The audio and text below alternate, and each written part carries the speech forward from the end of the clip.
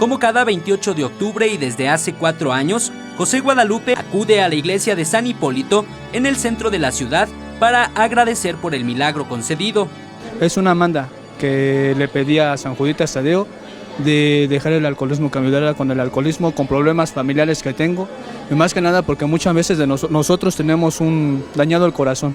Como muchos jóvenes de la capital mexicana, empezó a creer en San Judas Tadeo porque es conocido como el abogado de las causas difíciles, y asegura que así lo constató cuando estuvo a punto de suicidarse. Una salvación porque pues muchas veces queremos hacer el mal y no servimos para eso. Entonces para mí es una salvación. Pero no para todos representa lo mismo. Muchos han desvirtuado la verdadera pasión que este santo ha despertado en los jóvenes.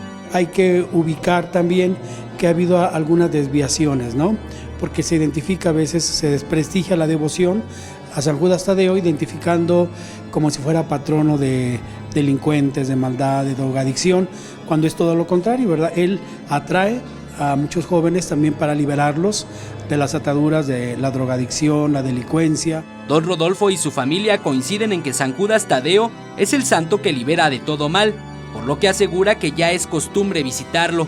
Ahorita sí, ya con este es nuestro 4º año que empezamos, que tenemos ya viniendo, y ya de aquí en adelante pues seguiremos viniendo. Cada año pide para que no le falte lo esencial. Más que nada que no nos falte el trabajo, es lo principal que siempre hemos pedido. Por el trabajo y salud, que eso es lo principal que siempre le venimos a pedir al santo patrón.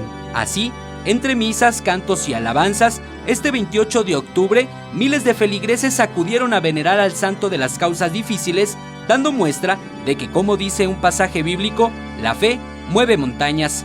Con imágenes de Libe Rodríguez, Eric Pinto, 21 Noticias.